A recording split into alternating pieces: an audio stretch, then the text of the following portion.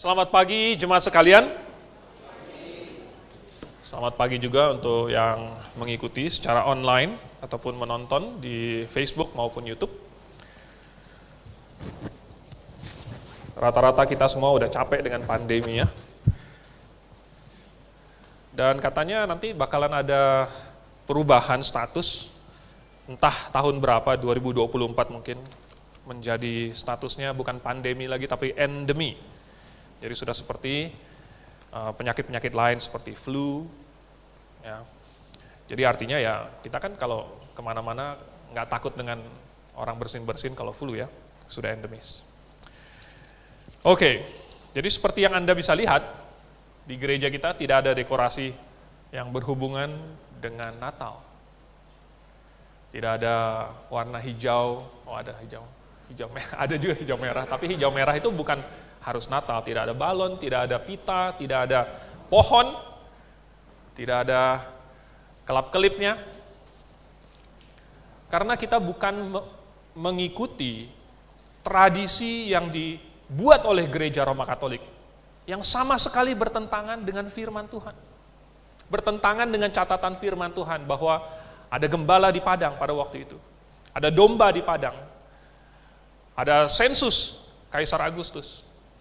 Lalu waktu Tuhan Yesus lahir sebagai bayi, hanya dibungkus dalam lampin dan cuma ditaruh di palungan. Bayangkan kalau di bulan Desember atau di musim dingin, kira-kira bayi mana yang dimasukkan ke dalam palungan dan begitu saja. Oke, jadi mari kita buka Alkitab kita di dalam Lukas pasal yang ke-16. Karena di dalam waktu ini, tanggal 26 Desember, kita bukan memperingati Natal atau kelahiran Tuhan Yesus, tetapi kita mau mendengarkan apa kata-kata dari Tuhan Yesus. Pasal 16 ayat yang ke-19, kita akan baca semuanya sampai 31. Saya akan membacakan untuk Bapak Ibu sekalian. Jemaat silakan mengikuti dalam hati. Lukas pasal 16 ayat 19 sampai 31. Orang kaya dan Lazarus yang miskin. Ada seorang kaya yang selalu berpakaian jubah ungu dan kain halus, dan setiap hari ia bersukaria dalam kemewahan. Dan ada seorang pengemis bernama Lazarus, badannya penuh dengan borok, berbaring dekat pintu rumah orang kaya itu, dan ingin menghilangkan laparnya dengan apa yang jatuh dari meja orang kaya itu. Malahan, anjing-anjing datang dan menjilat boroknya. Kemudian matilah orang miskin itu, lalu dibawa oleh malaikat-malaikat ke pangkuan Abraham. Orang kaya itu juga mati, lalu dikubur. Dan sementara ia menderita sengsara di alam maut itu, ia memandang ke atas. Dan dari jauh dilihatnya Abraham dan Lazarus duduk di pangkuannya. Lalu ia berseru, katanya, "Bapa Abraham, kasihanilah aku. Suruhlah Lazarus supaya ia mencelupkan ujung jarinya ke dalam air dan menyejukkan lidahku, sebab aku sangat kesakitan dalam nyala api ini." Tetapi Abraham berkata, "Anak, ingatlah bahwa engkau telah menerima segala yang baik sewaktu hidupmu, sedangkan Lazarus segala yang buruk. Sekarang ia mendapat hiburan dan engkau sangat menderita. Selain daripada itu, di antara kami dan engkau terbentang jurang yang tak terseberangi, supaya mereka yang mau pergi dari sini kepadamu, ataupun mereka yang mau datang dari situ kepada kami, tidak dapat menyeberang." Kata orang itu, "Kalau demikian, aku minta kepadamu, Bapa, supaya engkau menyuruh dia ke rumah ayahku. Sebab masih ada 5 orang saudaraku, supaya ia memperingati mereka dengan sungguh-sungguh, agar mereka jangan masuk kelak ke dalam tempat penderitaan ini." Tetapi kata Abraham, "Ada pada mereka kesaksian Musa dan para nabi. Baiklah mereka mendengarkan kesaksian itu." Jawab orang itu, "Tidak, Bapak Abraham, tetapi jika ada seorang yang datang dari antara orang mati kepada mereka, mereka akan bertobat." Kata Abraham kepadanya, "Jika mereka tidak mendengarkan kesaksian Musa dan para nabi, mereka tidak juga akan mau diyakinkan, sekalipun oleh seorang yang bangkit dari antara orang mati. Kita berdoa. Bapa di surga, terima kasih. Kami mengucap syukur bahwa Yesus datang ke dunia ini. Dan walaupun Yesus datang dengan status manusia yang rendah dan tidak banyak yang mengenalnya, tetapi dia datang dengan cara demikian dan bahkan mati, menderita adalah untuk kami. Dan biarlah firman yang telah ia sampaikan, yang terpelihara bagi kami sampai hari ini, itulah yang akan menyelamatkan kami, menyelamatkan setiap orang yang percaya. Dan kami kini mempelajarinya. Mohon supaya Roh Kudus memberi kami hikmat agar bisa menarik pelajaran darinya. Dalam nama Tuhan Yesus kami bersyukur. Amin. Cerita yang kita baca ini adalah kisah nyata. Tidak ada embel-embel katanya Yesus mengucapkan suatu perumpamaan. Bukan. Ini adalah suatu kisah yang nyata, yang benar-benar terjadi. Yesus menceritakannya sebagai suatu rentetan peristiwa, sebagai suatu berita, sebagai suatu penjelasan. Tentu ini juga merupakan suatu ilustrasi. Dan ini juga merupakan suatu pengajaran. Tuhan Yesus tidak menceritakannya dengan sia-sia. Tetapi bahwa Yesus menceritakan ini dengan cara yang nyata, mengajarkan kepada kita bahwa ini adalah sesuatu yang sangat penting sekali, yaitu mengenai kematian. Orang bodoh takut mati, takut segala sesuatu yang berhubungan dengan mati, takut. Orang Tionghoa takut dengan angka 4. Kenapa? Karena angka 4 bunyinya itu mirip dengan bunyi kata mati. Si. Jadi mereka nggak mau kalau pakai nomor 4, wah kalau lantai ada 1, 2, 3, habis itu apa? 5. Di mana lantai 4-nya? Dulu saya waktu masih kecil saya bingung juga, ya. Kok habis lantai 3, lantai 5 gitu. Nggak ada nomor lantai 4-nya. Di rumah sakit juga nggak ada lantai 4. Yang ada mungkin 3A, 3B, baru kemudian 5. Kenapa? Orang bodoh takut dengan segala sesuatu yang berhubungan dengan kematian. Kalau mau ngomong dengan kematian, khusus, jangan. Lalu, bagaimana dengan orang bijak? Kalau orang bijak, tidak takut, tetapi mempersiapkan. Orang bijak tahu bahwa suatu saat dia pasti akan mati. Kalau bukan hari ini, mungkin besok, mungkin tahun depan. Tidak tahu, yang jelas orang yang bijaksana akan mempersiapkannya. Nah, apa yang kita bisa pelajari dari cerita Tuhan Yesus, dari informasi, tidak banyak informasi tentang apa yang terjadi sesudah kematian. Tetapi perikop ini memberikan kita sedikit gambaran tentang apa yang terjadi nanti, sesudah seseorang meninggal. Yang pertama kita mau mempelajari apa keadaan, bagaimana situasi di alam baka nanti. Bagaimana situasinya? Pertama kita baca bahwa ternyata situasi di alam baka nanti, di akhirat, tidak ditentukan oleh kondisi waktu masih hidup di bumi.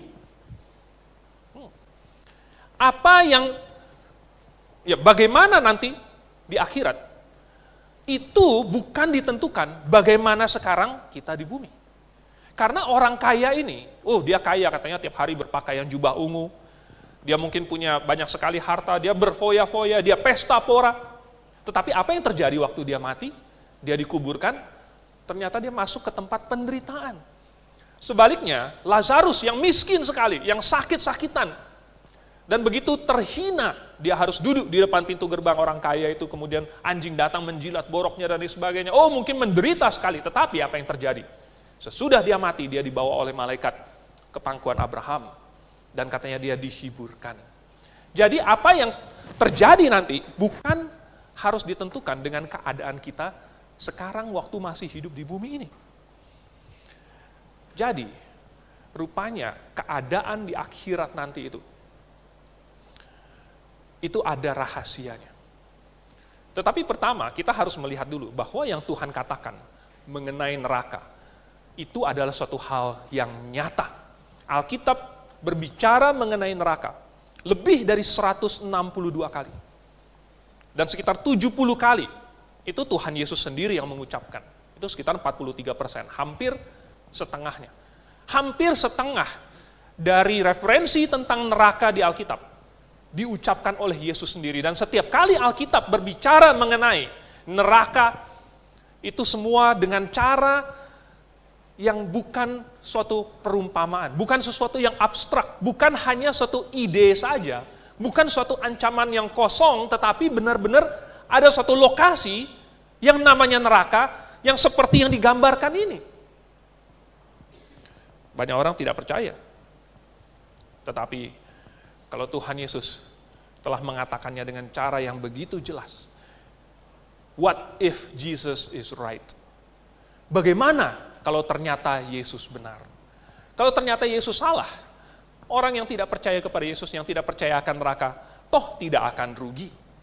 Tetapi kalau benar ada neraka, maka orang yang tidak percaya, dia berada di dalam bahaya, masuk nyemplung ke dalamnya. Nah, jemaat sekalian, apa yang kita baca mengenai neraka di sini? Keadaannya, kita baca bahwa orang ini sangat menderita. Orang kaya ini katanya dia sangat kesakitan dalam nyala api. Hal pertama yang kita temukan adalah bahwa neraka itu menyala-nyala dengan api. Di dalam Matius pasal yang ke-13 ayat 42 katanya semua orang yang melakukan kejahatan itu akan dicampakkan ke dalam dapur api. Di dalam Matius pasal yang ke-25 ayat 41, iblis dan malaikat-malaikatnya dan orang-orang yang membenci Allah, orang-orang yang tidak mau menerima Yesus, mereka akan dicampakkan ke dalam lautan api, ke dalam api yang kekal. Di dalam Wahyu pasal yang ke-20 ayat yang ke-15, barang siapa yang namanya tidak tertulis, terdapat di dalam kitab kehidupan, akan dilemparkan ke dalam lautan api. Berkali-kali di dalam Alkitab dikatakan api, nyala api, api yang kekal, dapur api, lautan api. Saudara, tempat neraka itu menyala-nyala dan tidak heran orang itu merasa sangat menderita, sangat kesakitan. Kalau kita hari ini saja terkena sesuatu yang panas, kita menjerit dan kita kesakitan. Bagaimana kalau kita disiksa di neraka, dengan api yang kekal. Sungguh luar biasa sekali. Lalu, bukan hanya itu saja, rupanya ada belerang juga. Ya, di dalam Alkitab juga menyebut bahwa selain ada api, di neraka itu juga ada belerang. Dalam bahasa Inggrisnya brimstone. Arti dari kata brimstone secara literal adalah api yang terbakar. Jadi, di dalam neraka itu ada api, dan apinya itu api belerang. Nah, belerang itu adalah sesuatu yang sangat bau. Ya. Kalau Anda pernah waktu eksperimen di SMP atau SMA, melakukan eksperimen dengan sulfur, ya, dengan belerang, maka Anda akan mencium bau busuk. Bau sekali. Karena itu adalah suatu senyawa yang terdapat di dalam misalnya kalau manusia buang angin, ya, dan kita mencium, ini bau busuk.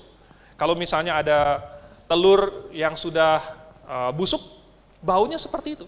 Ya, itu adalah senyawa sulfur organik dan bau sekali. Jadi penderitaan si orang kaya ini, kalau kita baca di ayat yang ke-23, kan katanya apa dia? Menderita, ya, sengsara. Dan kata sengsara di sini dalam bahasa aslinya itu dalam bentuk plural. Jadi menderita sengsara-sengsara, lebih dari satu kesengsaraan.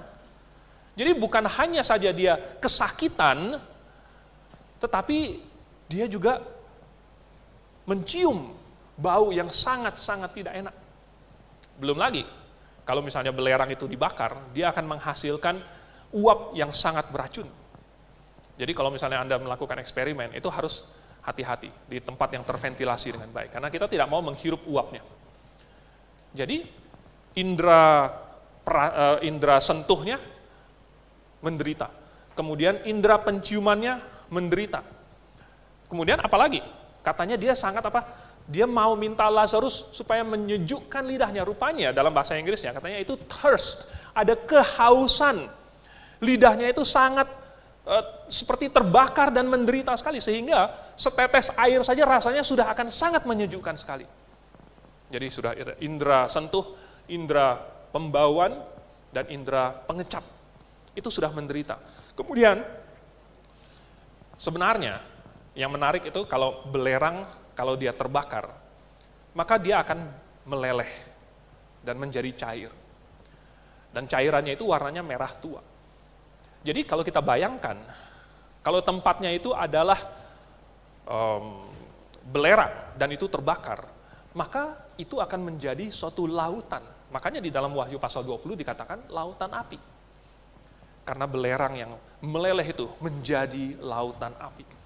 Dan yang dalam bentuk cairan itu akan terbakar terus. Dan tidak ada habis-habisnya.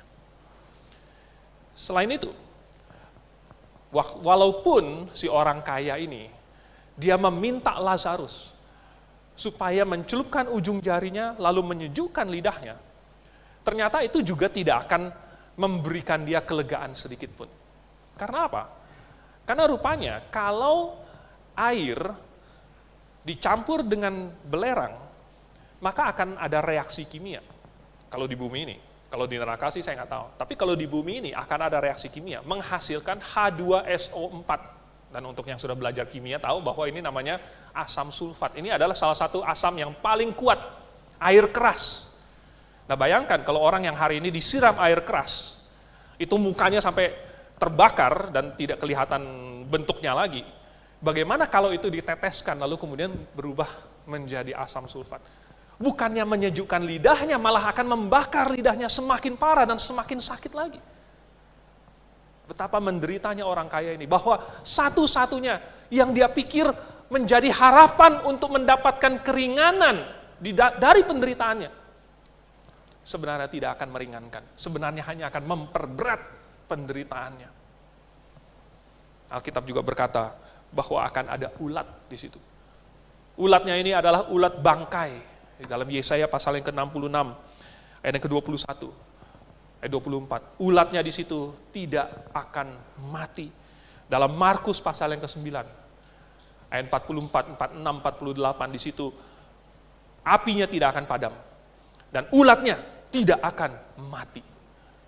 Ulat bangkai ini, saudara, itu adalah pemakan. Ya. Jadi kalau misalnya ulat bangkai, dia memakan mayat, maka lama-lama mayatnya itu akan habis, dimakan dan dijadikan tanah. Dan bayangkan kalau di neraka nanti, ulat-ulatnya itu tidak akan mati. Walaupun apinya membara dan kesakitan sekali, dan masih akan dimakan hidup-hidup oleh ulat-ulat bangkai itu. Dan itu masih belum kesudahannya. Alkitab berkata bahwa di neraka itu adalah tempat yang gelap. Ada kegelapan yang paling gelap dalam Matius pasal 8 ayat 12. Orang yang tidak percaya akan dicampakkan ke dalam kegelapan yang paling gelap. Di dalam bahasa Inggrisnya disebut outer darkness. Jadi kegelapan yang paling luar. Ini mengkontraskan dengan bagian dalam yang terang bersama-sama dengan Tuhan Yesus. Jadi, misalnya hamba-hamba yang membawa pelita, mereka masuk bersama-sama dengan Tuhan. Tetapi hamba-hamba yang tidak membawa pelita, mereka tidak dapat masuk, dan pelita mereka sudah padam, dan mereka tinggal di luar, dan tidak memiliki terang. Dan itu merupakan tempat kegelapan yang paling luar. Di dalam 2 Petrus pasal yang kedua, ayat yang 17, itu disebut kegelapan yang paling dahsyat. Jadi bukan saja itu tempat kegelapan yang paling gelap, kegelapan yang paling dahsyat. Dalam bahasa Inggris ya, mist of darkness. Jadi itu seperti suatu awan kegelapan. Sesuatu yang menyelubungi, yang menyelimuti. Sehingga tidak dapat melihat, bahkan kalau tangannya di depan mata pun tidak akan kelihatan. Dan sebenarnya Tuhan sudah pernah mempreview ini kepada orang Mesir dalam tulah yang ke-9. Waktu itu tulah ke-9 Tuhan berkata dia akan membuat perbedaan antara daerah orang Israel dengan daerah orang Mesir. Dan selama 3 hari, kegelapan menyelimuti tanah Mesir. Dan mereka tidak dapat melihat apa-apa, mereka bahkan tidak dapat bangkit dari tempat tidurnya. Karena apa saudara? Karena kegelapan menyelimuti. Dan tahukah Anda, bukan hanya anak kecil saja yang takut kepada kegelapan. Bukan hanya anak kecil saja. Ini adalah sesuatu yang sudah tertanam di dalam manusia, di dalam hati manusia. Untuk takut kepada kegelapan. Oleh sebab itu, ketika kegelapan itu menyelimuti, manusia tidak tahu apa yang ada di depannya. Tidak bisa melihat, bahkan meraba-raba saja. Tidak dapat menemukan apa-apa. Tetapi itu terjadi di neraka. Oh, mengerikan sekali. Jadi, indera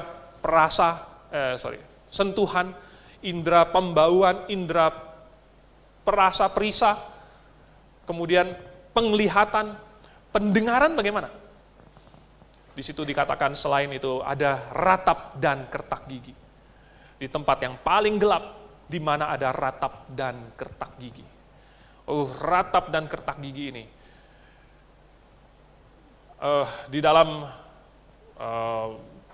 di antara bapak-bapak dan ibu-ibu pasti tahu bahwa hal yang paling menarik perhatian kita adalah kalau bayi menangis. Bayi menangis itu selain desibelnya tinggi, intensitasnya, tetapi kalau didengarkan terus-menerus itu membuat hati menjadi tidak tenang, tidak nyaman. Ini sebenarnya Tuhan merancang supaya orang mendengar bayi menangis itu tidak dibiarkan. Jadi tangisan bayi itu bisa menimbulkan reaksi di dalam orang. Nah, bagaimana dengan ratapan, tangisan? Sama.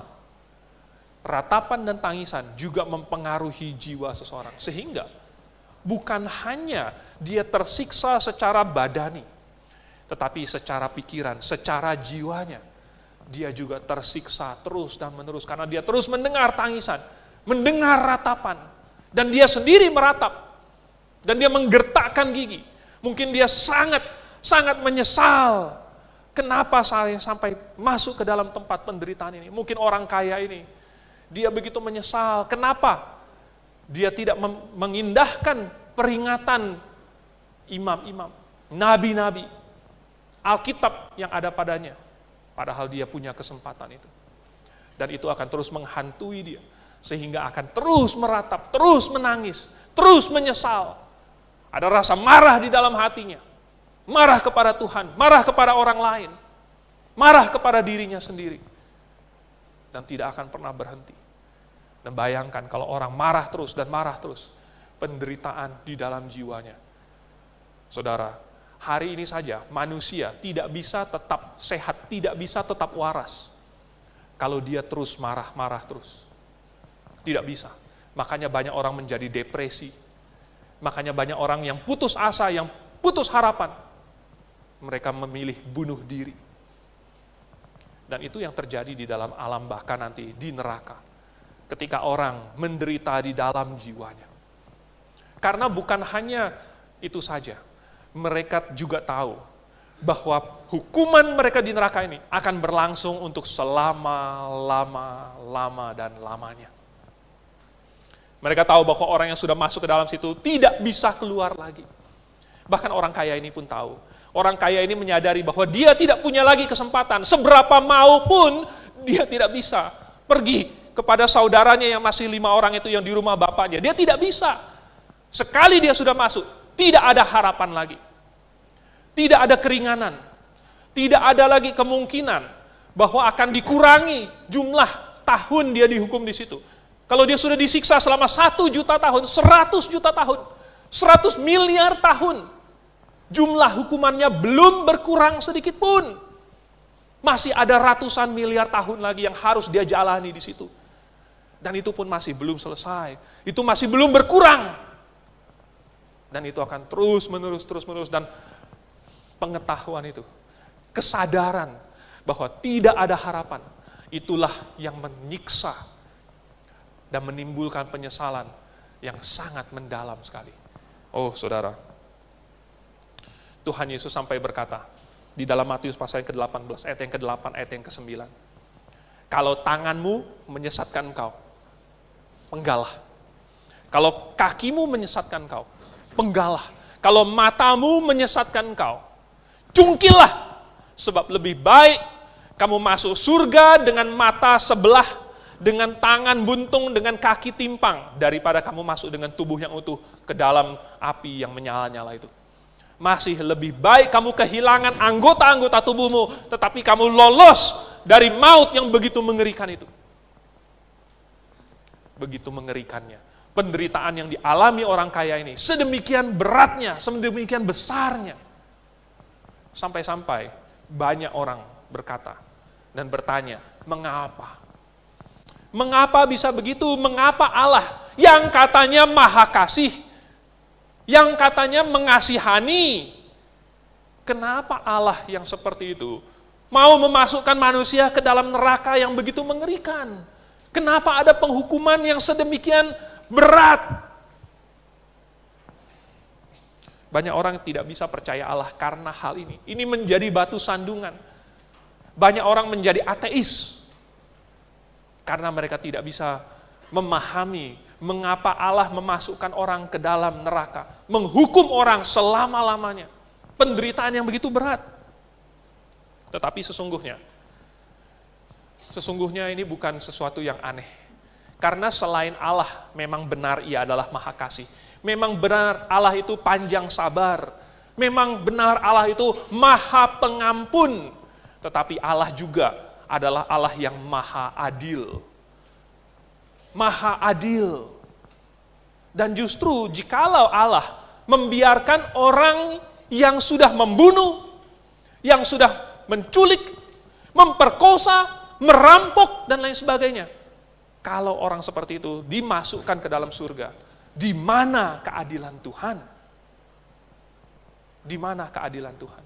Baru beberapa hari yang lalu, saya sempat nonton, ada cuplikan di YouTube, berita tentang pembunuh serial. Jadi, dia, ada dua orang ini, dua anak muda. Mereka masuk ke dalam rumah satu orang dokter. Lalu, dokter ini disekap dan dikunci di basement rumahnya.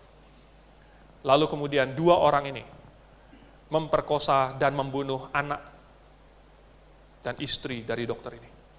3 orang, istrinya dan 2 orang anaknya. Satu anaknya itu baru umur 11 tahun. Lalu, apa yang terjadi ketika 2 orang ini tertangkap? Ternyata waktu itu di pengadilan Connecticut, jurinya memutuskan bahwa mereka tidak perlu dihukum mati. Mereka hanya dihukum penjara saja. Dan dokter yang keluarganya dibantai, dibakar, rumahnya itu dibakar. Sementara anak dan istrinya itu diikat di tempat tidur. Hanya dokter itu yang selamat. Dokter itu merasa begitu hancur. Dan dia bertanya, di mana keadilan? Mengapa 2 orang ini boleh memperkosa keluarga saya, membunuh keluarga saya, tapi mereka sendiri tidak boleh dibunuh? Karena ada politik, karena ada kelompok yang tidak menyukai hukuman mati, yang berkata bahwa hukuman mati itu sudah barbar, bahwa orang yang bersalah pun seperti apapun jangan sampai dimatikan. Karena politik, keadilan dikesampingkan. Dan kita bertanya, kalau misalnya orang seperti ini dimasukkan ke surga, di manakah keadilan Allah? Lebih parah lagi, ada banyak kasus seperti itu, di mana pembunuh-pembunuh, penculik, bayangkan, begitu jahatnya sampai menculik anak orang lain. Lalu kemudian dibunuh. Lalu kemudian ketika dia dihadapkan ke pengadilan, dia tidak memiliki rasa bersalah apapun. Dia bahkan mengejek keluarga dari korban-korbannya. Korban-korbannya itu menangis. Dan bahkan ada yang sampai lepas kendali mau bunuh pembunuh itu di ruangan pengadilan itu. Ditahan sama para polisi. Kalau orang pembunuh yang begitu kejam ini, yang tidak menunjukkan sedikit pun rasa bersalah, yang bahkan tertawa-tawa, cengar-cengir ketika dia dijatuhi hukuman. Kalau orang seperti ini masuk surga, di mana keadilan Allah? Benarkah Allah kasih? Apakah Allah hanya mengasihi pembunuh? Bagaimana dengan kejahatan-kejahatan yang dilakukan misalnya di Perang Dunia Kedua? Ketika tentara Jepang pada waktu itu melakukan eksperimen pada manusia. Orang-orang yang ditangkap, banyak di antara mereka adalah orang Cina. Yang demi kemajuan bioteknologi, mereka mau tahu apakah racun ini efektif terhadap manusia atau tidak. Maka dicoba, orang ini diikat, lalu kemudian dibelek, dan dibuka dan dilihat kalau dikasih racun, berapa lama sampai jantungnya berhenti berdetak, berapa lama sampai paru-parunya berhenti bernafas, apa yang terjadi kalau ini masuk ke dalam tubuhnya, dibelek, masih hidup-hidup, tidak dikasih anestesi. Kalau orang-orang sejahat itu, yang menyiksa orang, yang mengubur ribuan, puluhan ribu orang, hidup-hidup, yang menusuk ibu yang masih hamil bersama-sama dengan janinnya. Kalau orang-orang yang sejahat ini tetap diampuni dan masuk surga, begitu saja. Di mana keadilan Allah? Maka Allah bukan lagi Allah. Allah adalah, kalau begitu, penjahat yang sama jahatnya dengan orang-orang itu.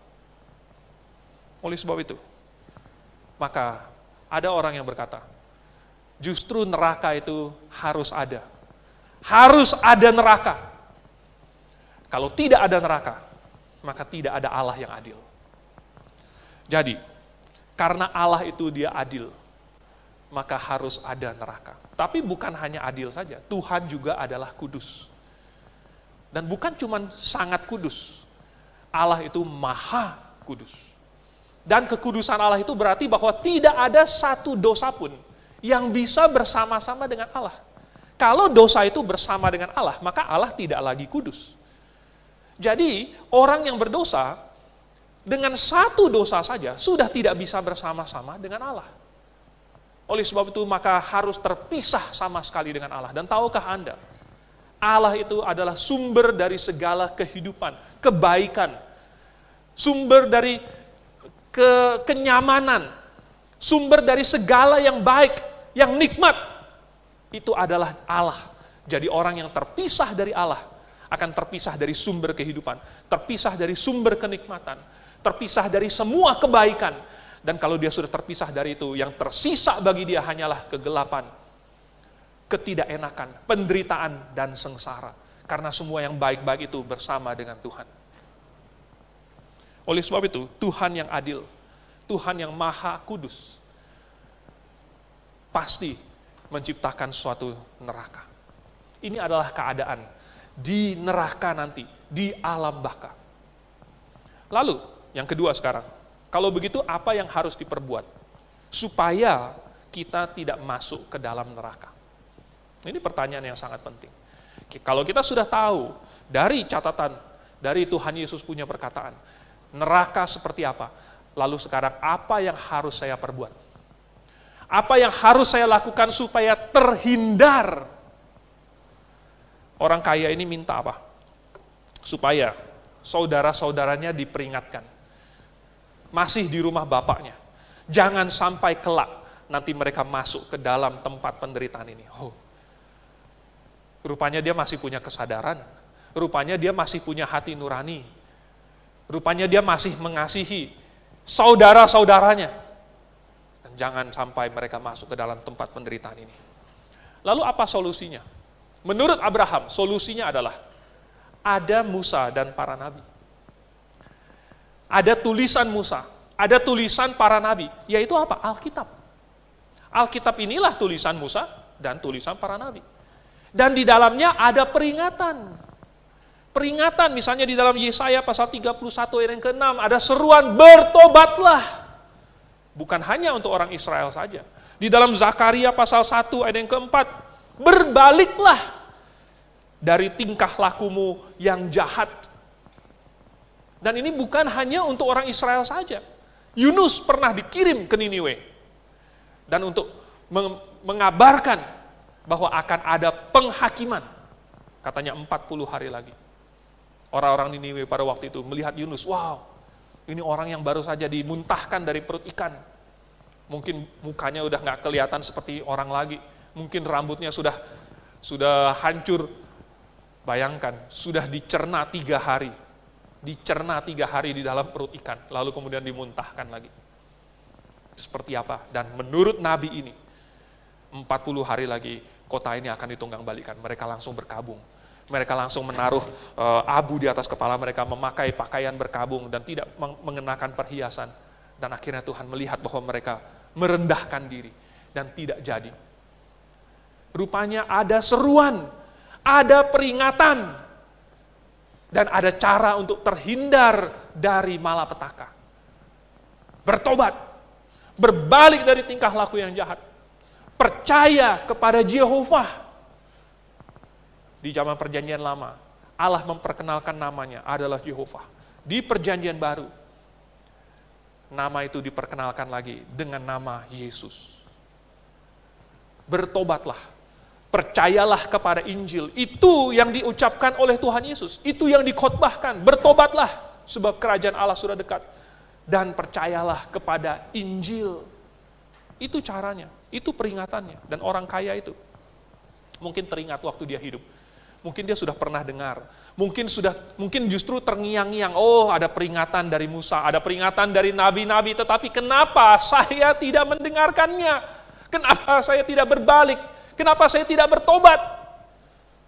Ada begitu banyak hukum-hukum yang sudah dilanggar, semuanya telah dia langgar. Hukum pertama, jangan ada padamu Allah lain di hadapanku. 2, jangan membuat bagimu patung yang menyerupai apapun di langit ataupun di bumi. 3, jangan menyebut nama Allahmu dengan sembarangan. 4, ingat dan kuduskanlah hari Sabat. 5, hormatilah orang tuamu. Mungkin dia mengingat kembali bagaimana dia membentak orang tuanya, bagaimana dia tidak hormat kepada orang tuanya. Bagaimana dia telah memberontak terhadap orang tuanya. Dan itu menusuk hatinya. Perintah 6 sampai yang ke-10 lagi teringat-ingat bagaimana dia telah tidak jujur. Dia tidak setia. Dia telah bermulut kotor. Berpikiran kotor. Dan itu semua menghantui dia. Kenapa dia tidak meninggalkan itu? Kenapa dia tidak berbalik? Kenapa dia tidak bertobat? Sekarang sudah terlambat. Jadi dia minta Lazarus. Bapak Abraham, tolong utus Lazarus. Supaya Lazarus yang pergi ke rumah bapaknya. Di situ masih ada 5 orang saudaranya. Supaya Lazarus memperingati mereka dengan sungguh-sungguh. Memperingatkan dengan sungguh-sungguh. Jangan sampai mereka masuk ke dalam tempat penderitaan ini. Tapi apa kata Abraham? Abraham bilang bahwa enggak, biarlah mereka yang masih hidup itu mendengarkan Musa dan para nabi. Biarlah mereka mendengarkan Musa dan para nabi. Yang ditulis di dalam Alkitab ini sudah cukup, bahkan lebih daripada cukup. Bagi barang siapa yang mau bertobat, bisa diselamatkan oleh apa yang dia baca, oleh apa yang dia dengar. Sudah cukup, lebih dari cukup. Ada kesempatannya. Tetapi orang kaya itu bilang, tidak Bapak Abraham, tidak. Kalau ada Lazarus nih, kalau ada orang bangkit dari kubur, wah, maka mereka akan percaya. Bapak Abraham bilang tidak. Kalau mereka tidak mau mendengarkan Musa dan para nabi, mereka juga tidak akan mendengarkan, tidak akan diyakinkan. Sekalipun ada orang yang bangkit dari antara orang mati, tetap tidak akan diyakinkan. Dan itu terbukti. Itu terbukti. Selama pelayanan Tuhan Yesus membangkitkan 3 orang. Nanti plus dia sendiri berarti jadi 4. 3 orang dulu. Anak putri Yairus. Kemudian pemuda dari kota Nain. Kemudian Lazarus. Nah, kita nggak tahu Lazarus yang di Yohanes pasal 11 itu apakah sama dengan yang di Lukas pasal 16. Tapi yang jelas Tuhan Yesus membangkitkan 3 orang. Dan apa reaksi orang Yahudi? Ini tersiar loh kabar ini. Ya, ini bukan sesuatu yang dilakukan secara sembunyi-sembunyi, ngumpet-ngumpet di ruang tertutup. Tidak boleh dihadiri oleh pers. Tidak. Ini sesuatu yang terjadi di muka umum. Tetapi apa reaksi orang Yahudi pada waktu itu? Di Yohanes pasal 11, mereka justru bersekongkol untuk membunuh Yesus. Padahal Yesus berkata, akulah kebangkitan dan hidup. Akulah kebangkitan dan hidup. Barang siapa yang percaya kepadaku tidak akan mati. Barang siapa percaya kepadaku, ia akan hidup walaupun ia sudah mati. Oh. Tetapi mereka malah mau membunuh kebangkitan, membunuh hidup. Jadi, kenapa? Kenapa manusia tidak mau percaya kepada peringatan? Kenapa manusia, walaupun orang mati bangkit dari kubur pun tidak mau percaya? Ada 2 alasan. Yang pertama, adalah karena mereka tidak tahan dengan Allah yang kudus. Intinya ini, mereka nggak tahan dengan kekudusan Allah yang begitu absolut dan sempurna. Masa saya harus seperti Allah? Masa saya harus kudus? Masa saya nggak boleh begini, nggak boleh begitu? Saya mau melakukan ini dan itu, kenapa dilarang? Dia tidak tahan dengan ide bahwa dia harus tunduk kepada Allah. Dia mau memberontak. Dia mau menjadi tuan atas dirinya sendiri. Ini adalah ide dari manusia. Bahwa dia mau menjadi tuan atas dirinya sendiri. Tidak boleh, tidak perlu, saya tidak mau ada orang yang kasih tahu saya apa itu salah, apa itu tidak boleh. Saya mau bebas melakukan apa saja yang saya inginkan. Saya tidak mau ada Tuhan yang berkata, ini dosa, itu dosa. Harus begini, hidupnya harus begitu. Dia tidak tahan. Oleh sebab itu seandainya pun dia ditawarkan, mau nggak kamu masuk surga? Tetapi di surga nanti nggak boleh merokok. Waduh. Tapi nanti di surga tidak boleh minum alkohol. Waduh. Udah langsung berasa kering duluan. Belum masuk surganya. Udah kering. Nanti kalau masuk surga tidak boleh ada bidadari.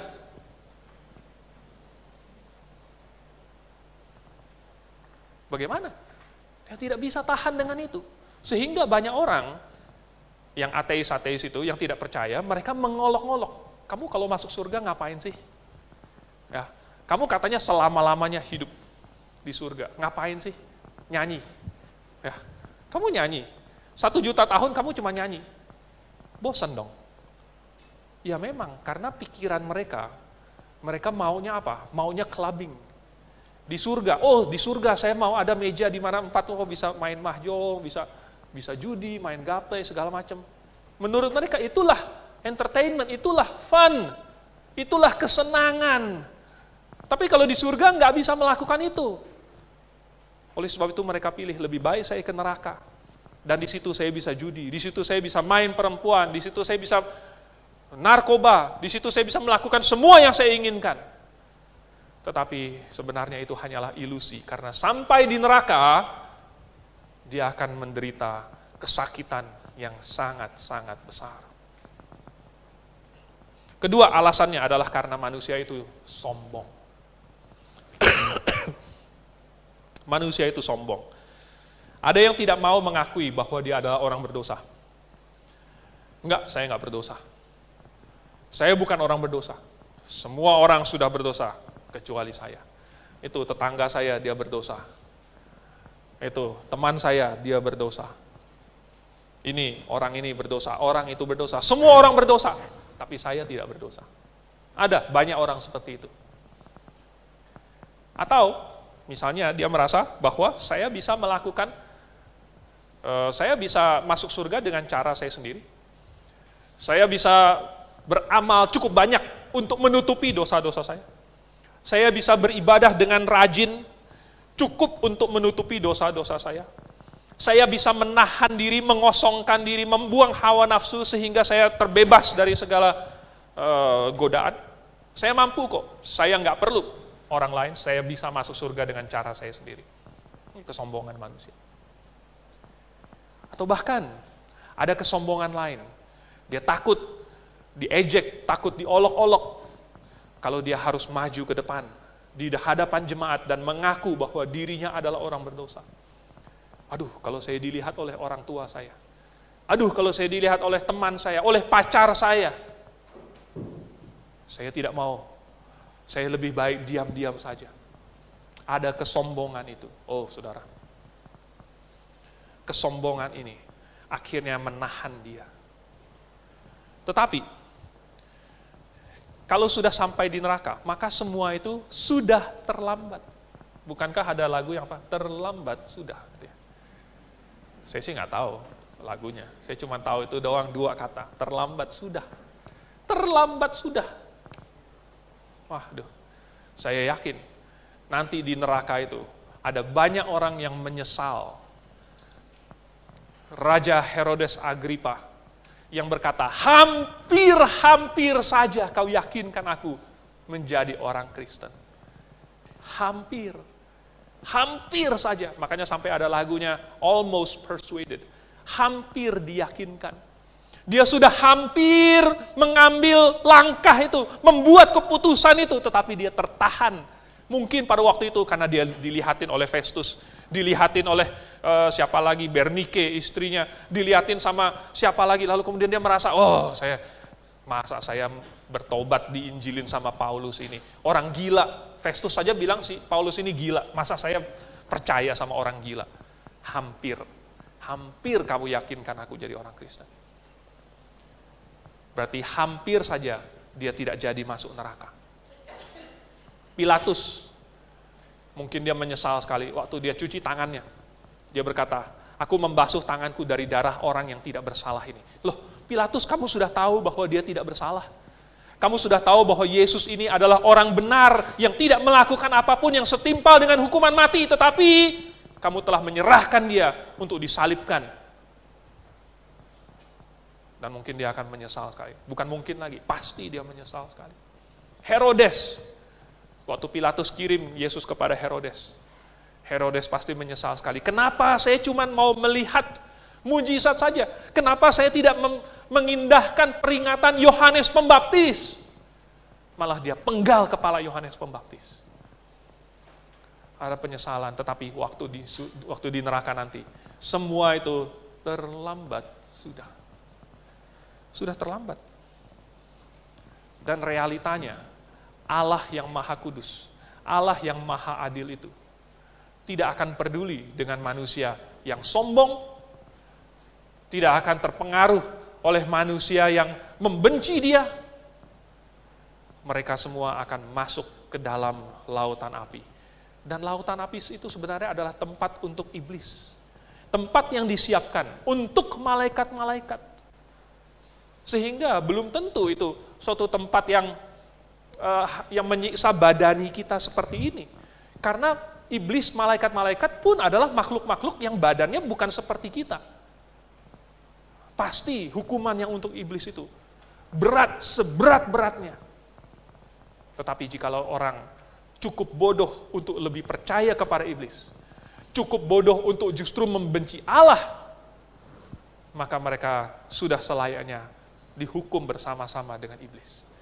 Oh saudara, tetapi Allah menawarkan jalan keluar. Ada jalan keluar, yaitu hanyalah cukup berbalik saja dari dosa. Bertobat, berbalik kepada Tuhan, percaya kepada Yesus, menerima, mengakui bahwa Yesus sudah mati untuk menggantikan kita dihukum untuk semua dosa. Bahwa semua dosa kita telah ditanggungkan kepada Yesus. Dan tidak ada lagi satu dosa pun yang perlu kita tanggung sendiri. Asalkan kita bertobat dan percaya, maka Yesus akan mengampuni kita. Jalan yang sangat sederhana, yang tidak memerlukan kita bayar apapun. Tidak ada uang yang harus kita keluarkan. Tidak ada usaha sendiri yang harus kita lakukan. Tidak ada syarat tetek bengek ini dan itu. Tidak ada harus bayar pajak. Tidak ada. Cukup di dalam hati percaya dan dengan mulut mengaku bahwa Yesus itu adalah Tuhan, menerimanya, maka manusia akan diampuni dan tidak perlu masuk ke dalam tempat penderitaan itu. Jalan yang begitu sederhana. Dan ini sudah dituliskan di dalam Alkitab. Nanti di neraka banyak orang akan menyesal, saudara, bahwa dia sudah hampir diselamatkan, bahwa dia sudah duduk di grave, sudah mendengarkan khotbah, sudah ikut blok kelas, sudah ikut seminar, sudah menonton khotbah dari grave, sudah tahu kebenaran itu, tetapi kenapa tidak sampai membuat keputusan itu? Jangan sampai itu terjadi pada salah satu di antara kita di sini. Karena nanti sudah terlambat. Seandainya orang kaya itu mau merendahkan hatinya, mungkin dia tidak akan sampai menderita seperti itu. Jadi, yang ketiga sekarang, lalu bagaimana dengan keadaan di surga? Tadi kita sudah lihat keadaan di neraka. Dan apa yang harus kita lakukan supaya terhindar? Maka, kalau kita terhindar, kita akan seperti si Lazarus ini. Dan keadaan di surga ini, tidak banyak informasi yang ditulis di sini. Hanya bahwa dia terhibur katanya. Dan tidak ada lagi hal-hal yang buruk. Jadi sebenarnya, ini adalah seperti di dalam dongeng-dongeng. Kan biasanya kalau kita baca dongeng, sesudah jagoannya mengalahkan musuhnya, pangerannya menyelamatkan putrinya, gitu kan? Terus kata-kata terakhirnya apa? Lalu mereka hidup bahagia selamanya, ya kan? Live happily ever after. Ini adalah impian semua anak di seluruh dunia. Live happily ever after. Itulah surga. Itulah bahwa nanti kita akan hidup selama-lamanya, penuh dengan kebahagiaan. Happily ever after. Sebenarnya itu adalah surga. Tetapi ingat, sekali lagi saya ulangi, bahwa keadaan di akhirat nanti itu bukan ditentukan oleh keadaan kita di bumi. Nah, banyak orang Kristen salah. Sehingga mereka mengejar kekayaan, mereka mengejar kesuksesan, mereka mengejar hal-hal duniawi, dan mereka pikir nanti di surga mereka akan seperti itu juga, mereka akan memiliki apa yang mereka miliki di dunia ini. Tetapi dunia akhirat itu bukanlah dunia jasmaniah. Jadi apa yang jasmaniah di bumi ini tidak akan bisa ditransfer untuk kita pakai di surga. Mau dibakar, itu cuman kertas yang dibakar. Ya, uang itu hanya kertas saja. Kalau kita bakar di sini, nggak akan tiba-tiba nanti di surga kita dapat uangnya gitu. Kalau dibakarkan. Dibakarkan rumah, dibakarkan mobil, dibakarkan pembantu. Tidak akan bisa transfer. Apakah nanti di surga atau di neraka nanti diikutin oleh jin pembantu gitu? Enggak akan seperti itu, tidak mungkin. Jadi kondisi di bumi ini tidak menentukan kondisi kita nanti di akhirat. Matius pasal 5, ayat yang ke-12. Ada perkataan berbahagia. Berbahagialah mereka yang dianiaya oleh karena Kristus. Berbahagia karena katanya mereka beroleh upah di surga. Sebab besar upah mereka di surga.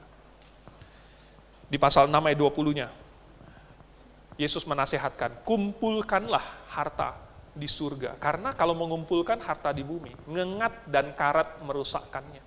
Oleh sebab itu, kumpulkan harta di surga. Jadi, apa yang kita lakukan di dunia ini, yang kita capai di dunia ini, itu adalah kesuksesan jasmania. Bagaimana kita mengubah itu menjadi sesuatu yang rohania? Hari Rabu barusan yang lalu, saya berkhotbah tentang persembahan. Jemaat yang tidak datang Rabu malam rugi sekali. Saya sarankan nanti Anda pulang, Anda nonton lagi YouTube-nya di channel GBI Agrave. Persembahan yang Tuhan inginkan, itu adalah yang muncul dari hati orang. Di dalam hati orang itu ada muncul dorongan. Dorongan untuk memberikan sesuatu. Oh, ada suatu kesadaran bahwa dia sudah diberkati oleh Tuhan. Ada suatu rasa ucapan syukur. Ada suatu rasa bahwa saya mau mengasihi Tuhan. Ada rasa bahwa saya ingin terlibat di dalam suatu pekerjaan yang besar untuk Tuhan. Ada kemah suci yang mau dibangun, membutuhkan begitu banyak pekerjaan. Mempersembahkan keahlian. Mempersembahkan harta yang Tuhan kasih. Mempersembahkan keahlian yang Tuhan tanamkan di dalam dirinya. Itu semua dipersembahkan kepada Tuhan. Dan hasilnya, waktu itu saya berkata bahwa dia akan bahagia. Dia akan sukacita. Tetapi itu cuma salah satunya. Selain timbul sukacita di dalam hati, ada juga tersimpan harta di surga. Saudara, apa yang kita lakukan di bumi ini, ada potensi untuk mempengaruhi keadaan kita di surga nanti. Yaitu hal-hal yang bersifat rohaniah. Hal-hal yang bersifat jasmaniah, itu hanya untuk di dunia ini. Kalau kita mau mempengaruhi yang di dunia rohani nanti, maka kita harus juga melakukan hal-hal yang sifatnya rohaniah. Itulah yang akan mengubah kondisi kita nanti di surga. Jemaat yang saya kasih di dalam Tuhan. Lazarus di sini tidak banyak informasi tentang dia. Tetapi saya yakin dia percaya kepada Tuhan Yesus. Dan kenapa pilihnya cerita tentang seorang yang sangat miskin, yang sakit-sakitan, yang begitu hina untuk dijadikan contoh. Karena apapun yang terjadi di muka bumi ini, sampai kita jatuh dalam kondisi paling rendah sekalipun, tetapi kalau kita masuk surga, kalau kita bahagia, kalau kita menikmati nanti kebahagiaan bersama-sama dengan Tuhan selama-lamanya, maka penderitaan ringan yang kita alami di bumi, yang sementara, yang sedikit, yang hanya beberapa puluh tahun itu, menjadi tidak dapat dibandingkan. Menjadi tidak dapat dibandingkan. Isi dunia ini menjadi suram kalau dibandingkan dengan kemuliaan Allah di surga nanti. Jemaat yang saya kasih di dalam Tuhan. Cerita Tuhan Yesus tentang orang kaya dan Lazarus yang miskin ini memperlihatkan kepada kita dua hasil dari keputusan seseorang. Orang bisa memutuskan, saya mau tetap dengan kehidupan saya tidak mau tunduk kepada Tuhan, saya tidak mau bertobat, saya tidak mau percaya kepada Yesus. Maka hasilnya dia akan dikuburkan dan dia akan menderita sengsara. Tetapi orang yang berbalik dan bertobat, yang memutuskan bahwa dia mau bersama-sama dengan Tuhan, mau mengasihi Tuhan, mau turut dengan Tuhan, maka dia akan dihiburkan. Apa yang kita pilih? Mari kita tundukkan kepala, kita berdoa. Dan kesempatan ini adalah bagi kita. Sesudah kita mendengarkan kebenaran, kisah nyata yang Tuhan Yesus ceritakan ini, apa yang akan kita putuskan? Tuhan Yesus hanya meminta supaya seseorang berbalik, bertobat, menyesali dosanya, lalu menerima Yesus sebagai juru selamat. Maukah Anda melakukannya pada hari ini? Apabila Anda mau, silakan berdoa di dalam hati, mengakui bahwa Anda adalah orang yang berdosa. Lalu kemudian Anda terima bahwa Yesus mati menggantikan Anda, dan bahwa Yesus sudah menanggung semua dosa Anda tanpa terkecuali. Dan Anda ucapkan syukur kepada Tuhan. Dan Anda katakan kepada Tuhan bahwa sekarang Anda ingin hidup bagi Tuhan. Dan Anda boleh berdoa itu sederhana sekali. Hanya beberapa kalimat saja, sekarang juga. Jikalau Anda mau, silahkan angkat tangan. Kalau ada di sini yang mau berdoa demikian, silahkan angkat tangan. Jikalau Anda mau berdoa untuk mengakui dosa Anda, dan Anda mau menyesal, Anda mau meninggalkan dosa, Anda boleh angkat tangan sekarang dan berdoa di dalam hati. Ikuti apa yang tadi saya katakan. Dan Anda menerima Yesus di dalam hatimu. minta Yesus untuk masuk ke dalam hatimu, untuk mengubahmu, untuk mengampunimu. Apabila ada, boleh angkat tangan. Masih kepala kita tertunduk, kita berdoa. Bapa di surga, kami berdoa bagi semua orang yang sudah mendengarkan kebenaran, yang sudah mendengarkan berita Injil dan peringatan-peringatan mengenai neraka dan hukuman bagi orang yang tidak mau menerima, tidak mau mengakui Allah. Biarlah masing-masing digedor hatinya. Apabila ada yang masih belum menerima, biarlah dia tidak tenang sampai dia menerimanya. Tuhan, biarlah Engkau ingatkan terus akan resiko menunda dan menunda terus, supaya dia tidak menunda lagi. Dan bagi kami semua yang sudah menerima, biarlah kami memiliki gambaran yang makin jelas, bahwa keputusan kami nanti, keputusan kami sekarang tentang hal-hal rohani akan mempengaruhi apa yang akan kami nikmati di surga nanti. Tuhan tolonglah. Kami berdoa dalam nama Tuhan Yesus. Amin.